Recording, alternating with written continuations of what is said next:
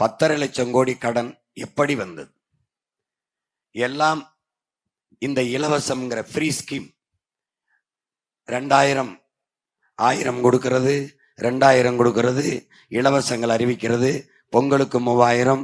இப்ப வங்கி கணக்கில் 5000 1 கோடியே 31 லட்சம் வங்கி கணக்கில் போட்டதுக்கு மட்டும் 6800 கோடியை இழந்திருக்கிறது.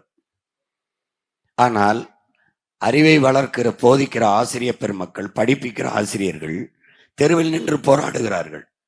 சம்பள உயர்வு கேட்டு, பணி நிரந்தரம் கேட்டு, சமவேளை பார்க்கிறோம். பகுதி நேர ஆசிரியர்கள் சமவேளை பார்க்கிறோம், சம ஊதியம் கொடுங்கள் என்கிறார்கள்.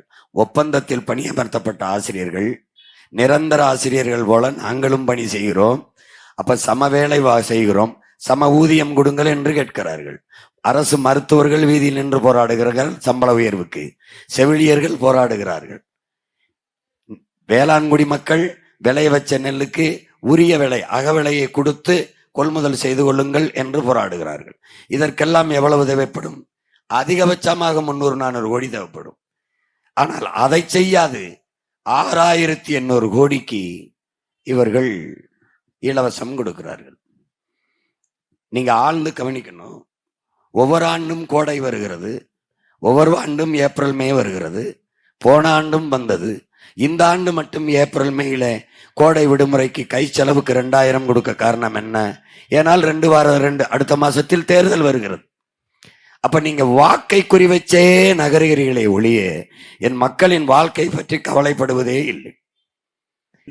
வந்த பிறகு கட்சிக்கு எவ்வளவு நிதியை சேர்ப்பது, அதை வைத்துக்கொண்டு அடுத்த தேர்தலில் எப்படி மக்களின் வாக்கை பறிப்பது. பெண்களுக்கு 1000 கொடுத்தால் பெண்கள் வாக்கை வாங்கிக் கொள்ளலாம்.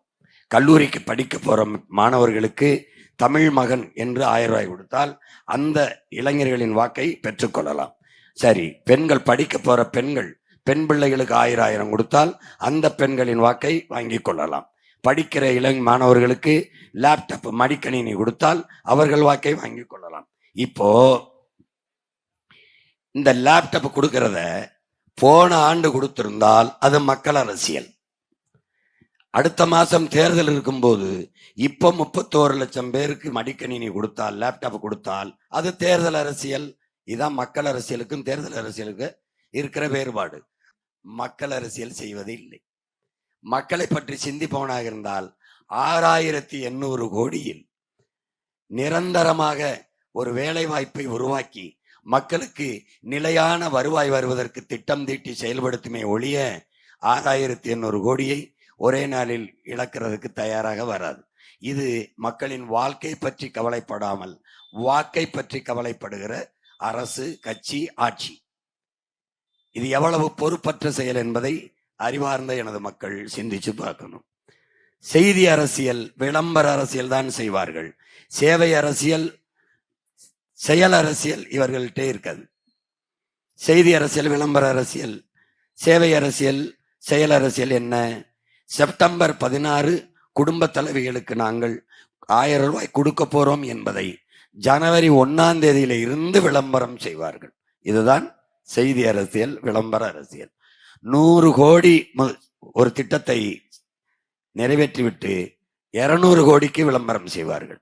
ஒவ்வொரு திட்டமும் பல 100 கோடிக்கு விளம்பரம் செய்யப்படுகிறது. எங்க போனாலும் பலகைகள், சுவரொட்டிகள், தொலைக்காட்சி விளம்பரங்கள், டிஜிட்டல் பதாகைகள், இதுக்கு பல 100 கோடியை மக்கள் காசில் விளம்பரம் செய்வார்கள். இதுதான் செய்தி அரசியல், விளம்பர அரசியல். விளம்பர அரசியல். இவர்களுக்கு சேவை அரசியலோ செயல் அரசியலோ தெரியாது. இப்போ நாம் இந்த கட்சி அரசியல், தேர்தல் அரசியலை விட்டுவிட்டு மக்கள் அரசியலுக்கு வர வேண்டும். உங்கள் கண்ணு முன்னாடி உங்கள் வளங்கள் களை போகிறதே, மலை வெட்டி கேத்தப்படுகிறதே, மணல் அள்ளி விற்கப்படுகிறதே, தடுப்பது யார்? எப்படி? மலையை உங்களால் அரையங்கலம் உருவாக்க முடியுமா? மணலை உருவாக்க முடியுமா? நீரை உறிஞ்சி வித்து விட்டார்கள். உங்கள் மகனிடம் ஆட்சி வந்தால் சேமித்து வைத்து விடலாம்.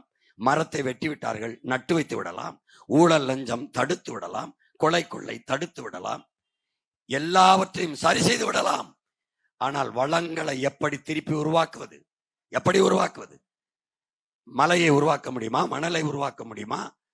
உன் நிலத்தின் வளத்தை கெடுத்திருக்கிறானே, அதை உருவாக்க முடியுமா? நீ போரின் பேரழிவுக்கு பிறகு கூட அந்த இடத்துல மக்களை குடியேற்றி வரலாம். ஆனால் நிலக்கரி எடுத்த இடத்தில், மீத்தேன் ஈத்தேன் எடுத்த இடத்தில், அணுலை வெடித்த இடத்தில் மறுபடி மக்களை குடியேற்ற முடியுமா? நீங்கள் தான் உள்ளங்கையிலே உலகத்தை வைத்திருக்கிறீர்களே, எல்லார் கைகளிலும் அலைபேசி இருக்கிறதே, தட்டினால் உலகம் உங்கள் உள்ளங்கையிலே வருகிறது.